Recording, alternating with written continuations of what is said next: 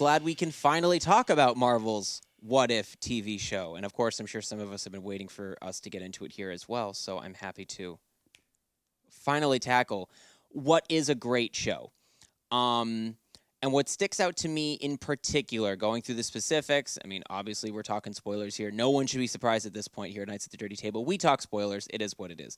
The biggest thing that I think the show does that are positives on the overall MCU canon, and realistically, you could kind of start calling it the MCM, Marvel Cinematic Multiverse, in a way where Hey. everything is Marvel. I'm not taking credit That's for my it. idea. It is Barney's idea. I'm not trying to take credit for it. I was getting to that. I was agreeing with you because everything is canon now in Marvel, kind of the same way that it is with DC. What If kind of does is it fixes characters and concepts from Phase 1 and Phase 2 that maybe weren't as either well fleshed out as they could have been, or kind of reminds you in a way that this really is a part of the same universe. And I'll start with a fixing of concepts and things. Specifically, Ultron kind of comes to mind. Now, for those that might have seen my ranking of all of the MCU projects up until Spider-Man Far From Home, which we did last year, I had Avengers Age of Ultron pretty high on my list, mostly because I'm just a sucker for team-ups. If it's on TV, like if it's on either Sci-Fi or TNT or whatever, I'm gonna watch Age of Ultron because it's just a great fun team-up movie. Not the best Avengers movie, definitely the weakest of the four, and I'm sure a lot of people would agree with that, which is totally fine. But what If does is it gives a real sense of what Ultron could have been based on the comics. And again, I liked James Spader's Ultron take personally, and it's nothing against the performance. I do think that going off of the Honest trailer that was put out, that movie did feel like roughly 1 week of Ultron as opposed to the Age of Ultron. In Marvel's What If, you get the Age of Ultron kind of to a catastrophic level, really. And for those that maybe don't know who haven't necessarily seen the episode, this episode in particular is what if in this universe Ultron won by getting Vision's body? That's the differing moment between the movie and what is this episode. And I think it plays really well. I think it's definitely one of the strongest points of the show as a whole, and it reminds you of reminds the Avengers really of how bad things could have been in their world. You should be thankful that it was only a week of Ultron as opposed to the madness that was this Vision Ultron going through universes and being the cause for what eventually leads into, again, spoilers, the Guardians of the Multiverse, where you're taking Captain Carter and T'Challa's Star-Lord and Gamora's Thanos armor-wielding warrior style, which we actually don't truly quite know that much about yet, because I do think that was probably the episode that they couldn't get to with COVID restrictions. Originally, the first season was supposed to be 10 episodes, and they decided into the production that we're not going to be able to get all 10 of these out, so we picked 9, and I think that's probably the one that they decided not to do. Also because they actually had a Lego set released of Tony Stark's Iron Man armor from that Gamora's universe that was put out into a Lego set, but I assumed that we would know more about it throughout the series, and I kind of know nothing about it as a whole. But I'm okay with the trade-off. I would rather take out Gamora Thanos. I don't actually know the name for her, but that Gamora, I'd rather take out her story overall and keep the Guardians of the Multiverse as opposed to vice versa, and have a giant cliffhanger leading into a second season.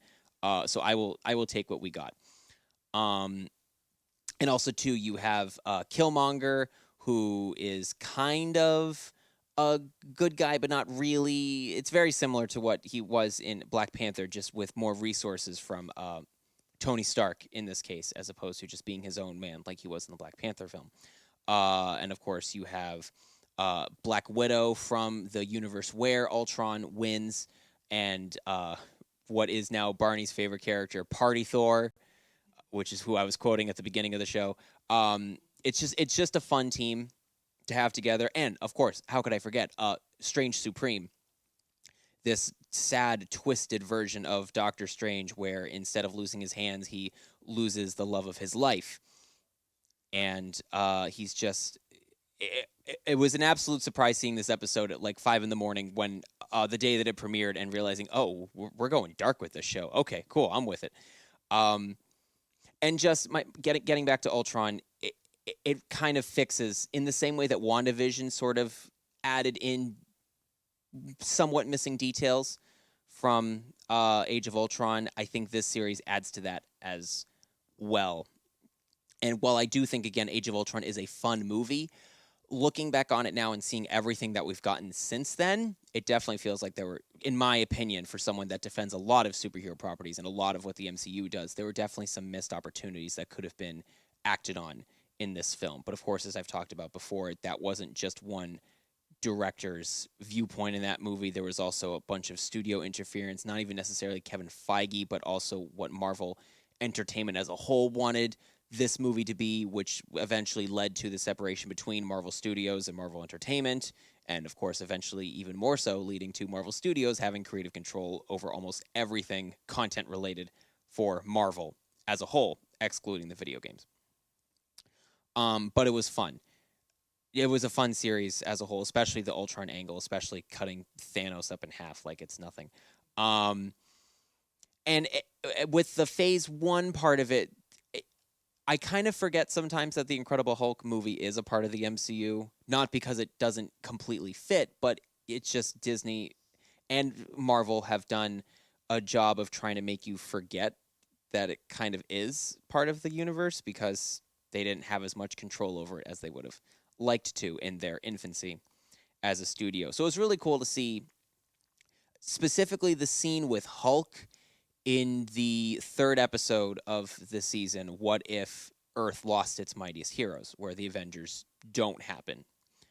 And it was cool to see the sequence involving Hulk at the college university where he's going up against Ross's army at that point. And it was just kind of the first time that Disney's kind of acknowledging that this movie is a part of everything, which is pretty cool. And even seeing in that same episode where Nick Fury's approaching Iron Man about the Avengers Initiative again at the donut shop, and just seeing what were these older movies from the Paramount days of Marvel Studios just being really included in this Disney version of the MCU in a way from Phase 3 onward. It's just it shows how much growth there has been in the universe, and kind of it's a way for us to look back and completely accept everything that came before the Disney days, even really the Phase 3 days as a whole, and just reminds you of, yeah, it's all one big giant thing. So I kind of liked it for that, for reminding us that it really is all part of one big thing, even if stylistically there's so much change between Iron Man 2 and, even Captain America Civil War that just it's just such drastically different filmmaking at this point.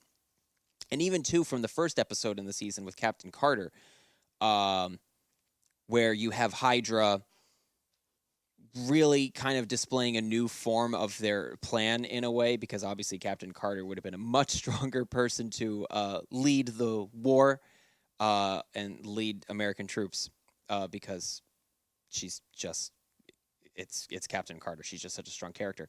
And what Hydra's doing is really playing into what was revealed in the Agents of S.H.I.E.L.D. TV series, where rather than global conquest via technology, they're bringing in the creature Hive, the actual Hydra, not really Hydra, but like the octopus creature that kind of is what the logo of Hydra is based on, at least as far as, the MCU is concerned. So it was kind of accepting, it's one of the first times that we've really seen Marvel Studios accept what Marvel Television did prior to swallowing them up and reorganizing everything. So I thought that was kind of cool, rather than, they could have just as easily completely ignored everything that came before with Marvel Television. But this was kind of the first time on screen that there was an acknowledgement of what the TV shows did in Marvel Studios' eyes. Wasn't all bad. There were certainly more hiccups than what Marvel Studios did, but, there's some good content here that we can adapt for our own needs. And also, too, now that I think about it, what on Disney Plus, they have the Marvel Legends series that can give reminders of like what specific characters were up to leading up to certain points for whatever movie or TV series is about to drop. Even items they give you hints about. They did one on the Tesseract, for example, to remind you of what the Tesseract where the Tesseract had been leading up to the point of where I think it comes in Marvel's What If series, probably the first episode now that I think about it. And in the Captain Carter episode, to remind you of who Peggy Carter is, they used clips from the Agent Carter series. And again, my point is, this was the first time that Marvel Studios was acknowledging what Marvel Television had done prior to the company restructuring. And I think it's really cool that they're finally starting to accept the TV shows for what they are, that they are good content, some great content, and there's no reason to completely ignore it and just wipe the slate clean on all of them. Certainly, there's still the strong rumors that Matt Murdock is going to be in Spider-Man No Way Home, and I have to think there's still a strong movement for keeping Jessica Jones and Luke Cage as is, and Punisher as well, from the Marvel Netflix days, and keeping them still as is, even if we don't necessarily need to, even if we don't acknowledge their prior events in their respective series, we can still keep the performances because they're still just as strong and still well representative of the characters. So I really appreciate What If taking in everything that had come before, not just with the MCU, the films as a whole, but also outside projects as well that either had muddied history or were things that kind of had felt like they'd been forgotten about. So that was pretty cool about the What If show as a whole.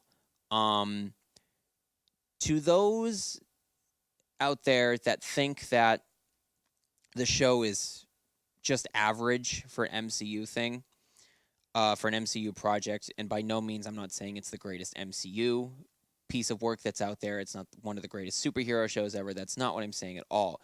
But there are many out there who feel like that this series is average, and at this point that anything the MCU does is just average filmmaking. And you're all just trolls. And maybe I'm spending a little too much time dissecting, how often IGN is going to just stamp a 7 on everything at this point. And just trying to see if people are agreeing or disagreeing. And this was the first time in a while that everyone agreed with IGN saying, yeah, it's totally average. I think they gave this show a 6, actually, now that I think about it. And I have to strongly disagree. This is not average territory at all. I do think that some episodes are better than others, certainly. But specifically, the best episodes are going to be the last 2 at the end, where everything ties all together with Ultron and the multiverse, the Guardians of the Multiverse. Certainly, there's the zombie episode, which throws you for a loop. There's a good amount of episodes where they don't have happy endings. You're going to tell me that this is all average? What would be average is almost every MCU story having a happy ending of the hero winning, except for Infinity War. Now you're finally getting different storytelling that has endings where they're not happy, and you're going to call it average? Come on. You're just trolling us. Yeah. But again, not the best. I'm not saying it's the best MCU thing ever, but is there still going to be a strong payoff at the end where you feel like, this was worth investing in and watching and makes you curious about where they're going to go next? Yeah, I'd say that's still part of the Marvel guarantee. That's my look at it. Barney, what have you got for me with Marvel What If now that we can finally talk about it now that you're caught up? Hooray! Well, Crossover just mentioned how he thinks that the lower rating might be due to an animation bias, which is interesting. What, the people weren't feeling the animation? Yeah, like I responded the whole attitude is cartoons are for kids, Yes, absolutely. Which is a problem. Which I'd forgotten about because I'm so over that. But it is still a thing in a specific wide audience somehow. I don't understand when you've got movies like Into the Spider-Verse, right? Something like that. I mean, there's much older stuff too. I mean, obviously, tons of anime stuff. I mean, Akira if you're trying to tell me that that's for kids, then like you just haven't seen it. Yeah, anime. Come on. Oh yeah, totally kid stuff for sure. And this is the same thing. Like it definitely wasn't for kids as much any more so than the general MCU stuff is. Yeah, these are complex There's characters that you're dealing with. Yeah, there's complex characters, there's complex storylines that connect here and there. There's some more mature scenes. I mean, really, the one that sticks out from our recent watch through is zombie Wong, is it, who gets his head chopped off? Yep. Oh my God, yes. Literally, Literally, Thanos being cut right down the middle. Thanos being just cut down the Kid middle. stuff. Things like that just don't happen. And I liked that they pushed that a little bit. Funny because They know that they can because they've earned the right to. having seen Invincible recently-ish, this is so Oh yeah, tame. that's kid stuff for But if sure. you think cartoons are for kids, go watch Invincible. And also, having said that, I'm joking. And please do not show Invincible to your kids. It is not for kids at all. Aside from that, I loved it. I thought it was really clever. Go to your therapist's office. Why? So why is Timmy scarred? Well, I showed him a show that I shouldn't have. Yeah, it was a cartoon, right? Those are for kids.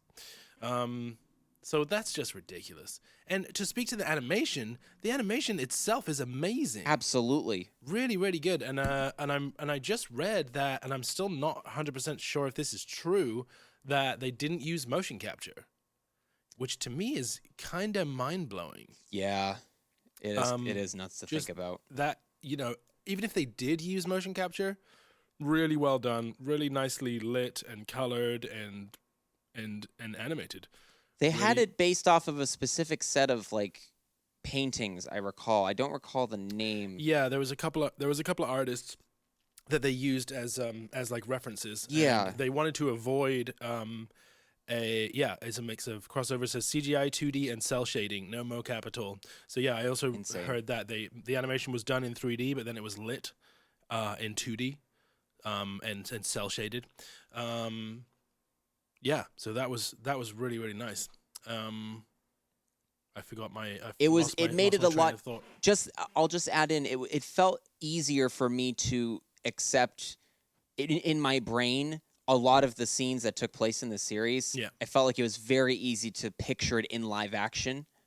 That was it. They wanted to avoid using like the Jack Kirby style illustration and like make it super comic-y, which I guess Spider-Verse kind of took that reference really nicely with which is totally fine. It benefits it. But for this, I think I just loved that it really didn't look like anything else.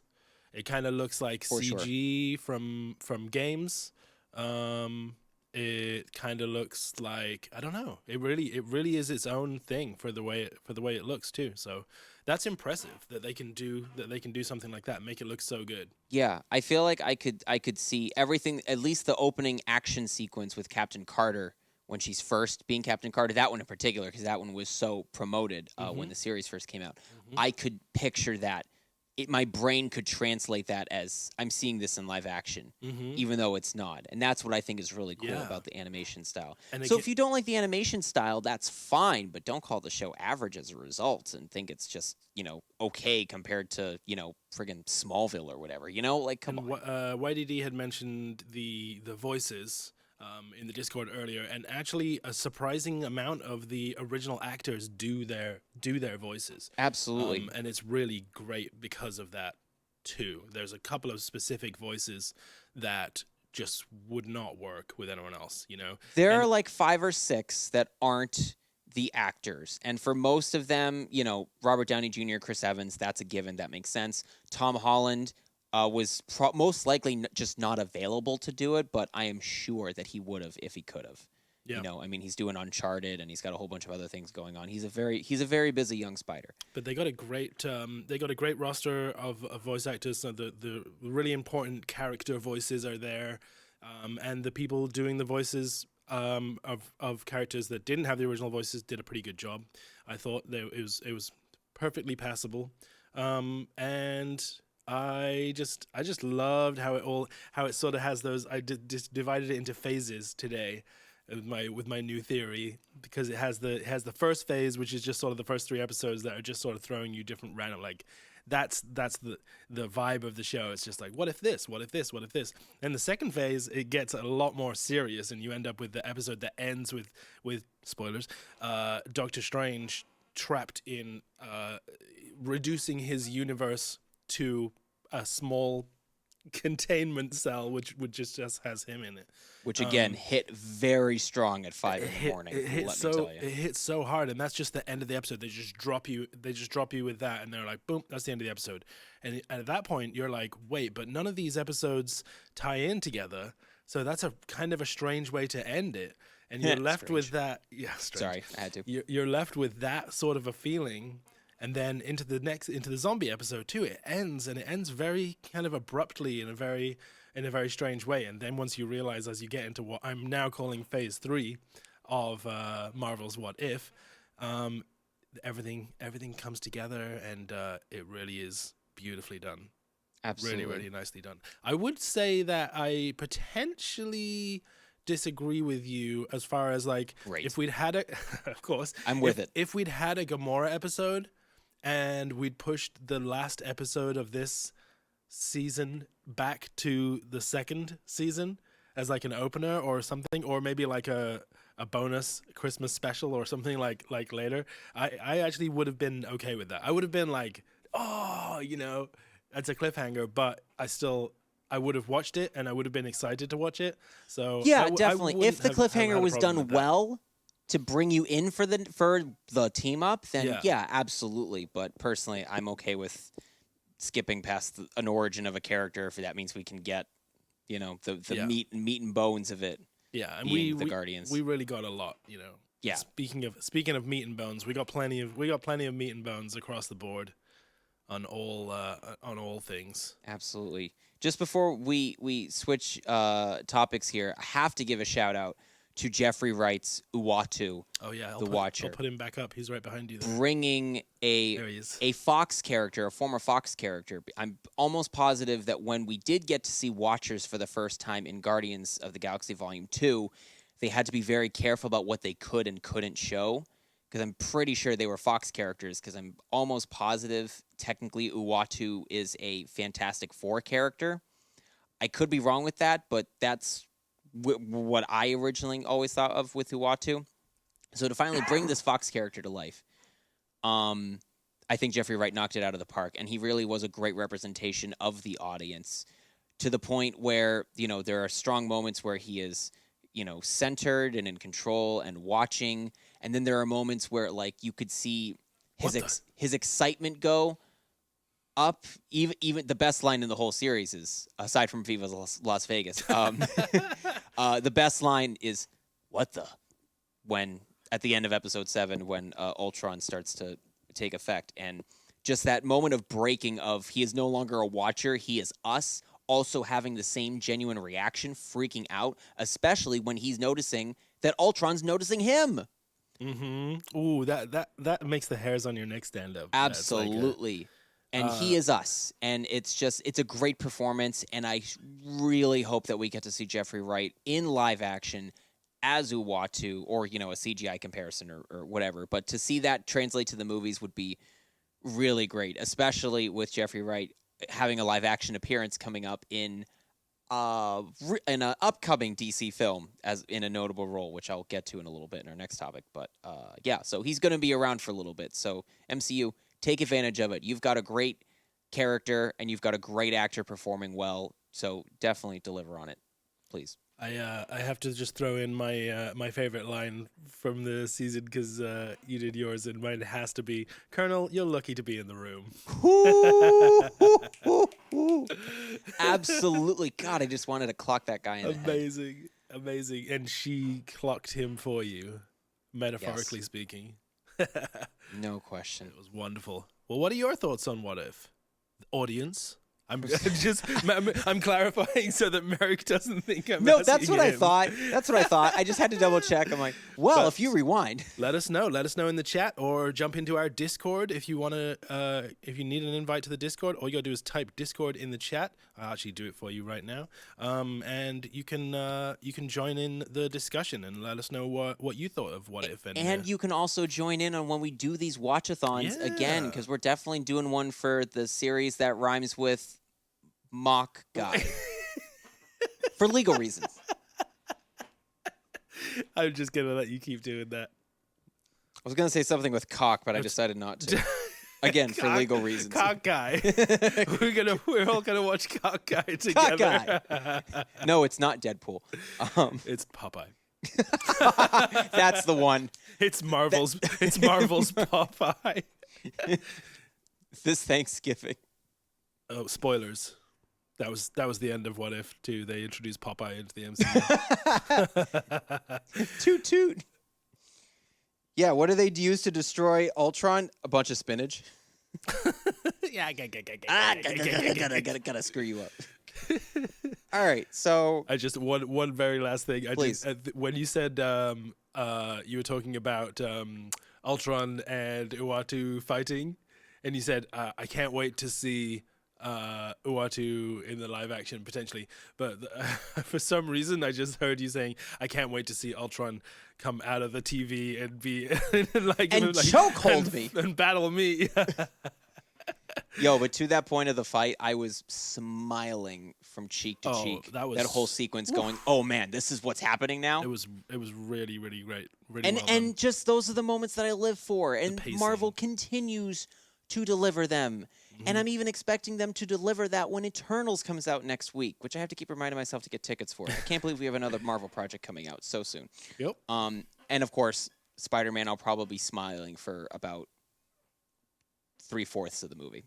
But Oh yeah. that's the power of Marvel, folks. That's the power of good storytelling as a whole. And if you're saying that What If was average, maybe in comparison, but average as a whole, and the MCU is just, average as a whole, come on. Yeah. You're at the wrong table. Practice gratitude. Absolutely. Whoa. Welcome to the end of the Knights of the Dirty Table video that you just watched. Thank you so much for watching. If you haven't already done so, make sure you subscribe to our channel, like our video, share with all your friends, and catch our live stream every Friday live at 5 only on the Zenden Studios Twitch channel. I gotta go wander off into space. See ya! Whoa! Whoa!